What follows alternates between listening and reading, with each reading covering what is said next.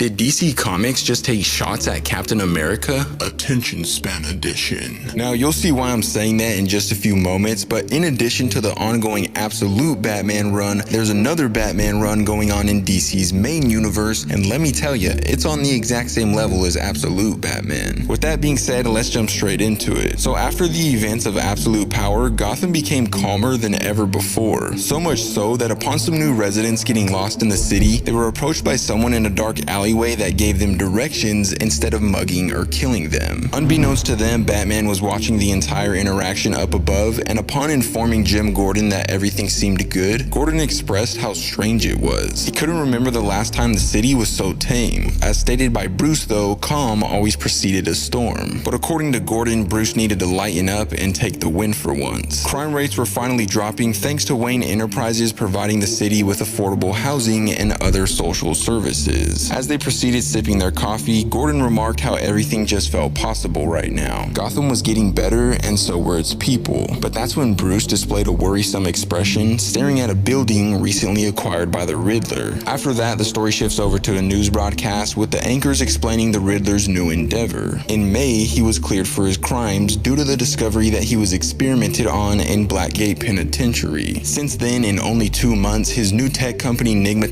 took the tech sector by storm, and his cryptocurrency Questium increased in value by almost 5,000%, allowing him to acquire the building Bruce was looking at. However, while some were glad he was no longer committing crimes and instead doing something productive, others like Bruce and Mayor Nakano weren't buying it, believing he was a murderer at heart who was only out of prison because of a technicality. Following that, the story jumps over to Mayor Nakano's office, where him and his assistant Mandy were approached by a member of the Court of Owls named Leonid Cole, indicating that Gotham needed a strong leader. So Mandy let them speak in private, where Mayor Nakano stated he was done doing Leonid's dirty work. He already made Vandal Savage the police commissioner and approved all of his rezoning applications, so he wasn't giving the Riddler a free ride, even if he was a part of the Court of Owls now. As stated by Leonid though, the Riddler was good for Gotham's well-being, which was the court's #1 priority. And speaking of #1 priorities, he thought Mayor Nakano's was his marriage, indicating he had some dirt on him that could be released to the public if he didn't play by their rules. But Nakano's stance stayed the same, so Leonid saw his way out of the building while Nakano's wife Koyuki and son Leo entered the room. It was clear that Leonid was right about their marriage falling apart somehow, because when Koyuki tried addressing how minimally he was involved in her and Leo's lives, he remarked not having the time for such a discussion. Later on, Bruce decided it was time to start digging and figuring out what the Riddler's true motives were, so he paid him a visit at Nygma,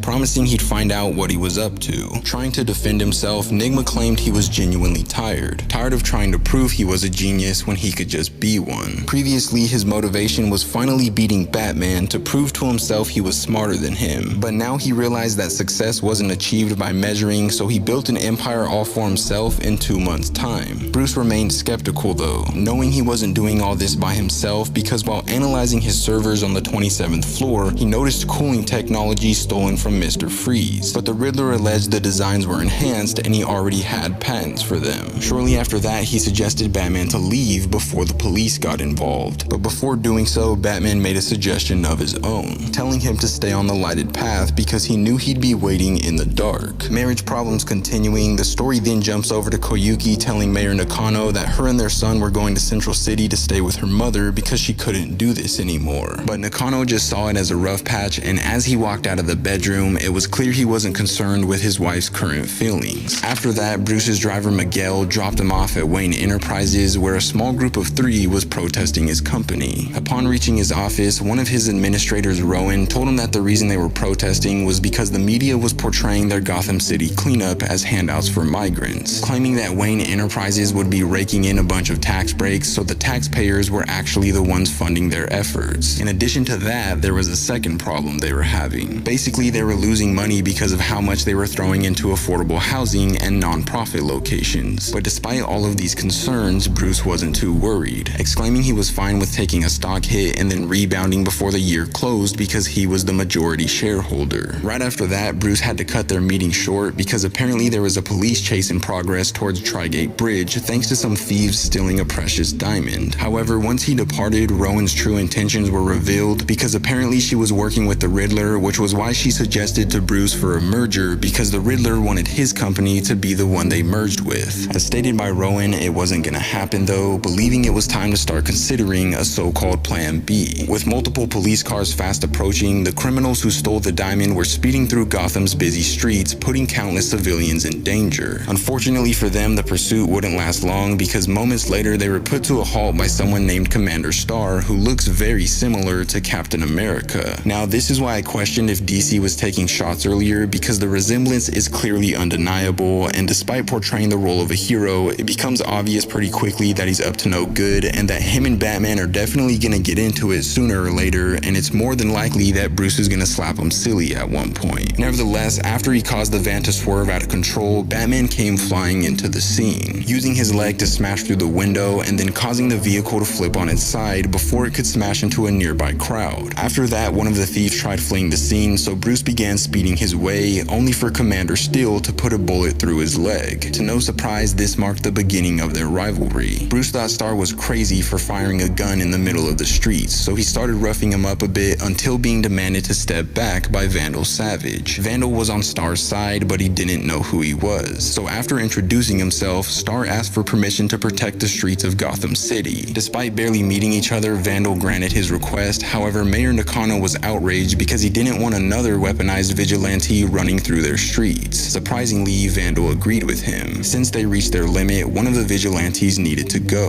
which was exactly when he demanded his officers to arrest Batman, forcing Bruce to flee the scene utilizing a smoke bomb. After that, Vandal stressed how severely Commander Starr was needed in Gotham, and of course, while smiling deviously, Starr couldn't agree more with him. Later on, while being patched up by his friend Leslie at a medical center, Bruce struggled figuring out how he should deal with his new adversary. Usually he was facing money-hungry monsters, but the new guy was wearing a flag and was making it seem like he wanted to help. Either way, after that, the story shifts over to Bruce walking home and Mayor Nakano walking home as well. While looking at an owl on a lamppost, Bruce knew there were secrets working against him, keeping him from cleaning up the city. And upon the arrival to his house, he was approached by Rowan from earlier. Apparently, there was a claim filed against him and it wasn't looking good. Meanwhile, when Nakano made it to his house, he was met by something more sinister. Upon walking through the door, 2 bullets were immediately blasted into his chest, which left him in a bloody puddle on the floor. And at that exact same moment, Rowan asked Bruce if he had a brother. So holy crap, this story is already peak and it looks like things are about to get crazy. But with that being said, the issue sadly comes to an end. But if you want to see what happens next, let me know in the comments down below.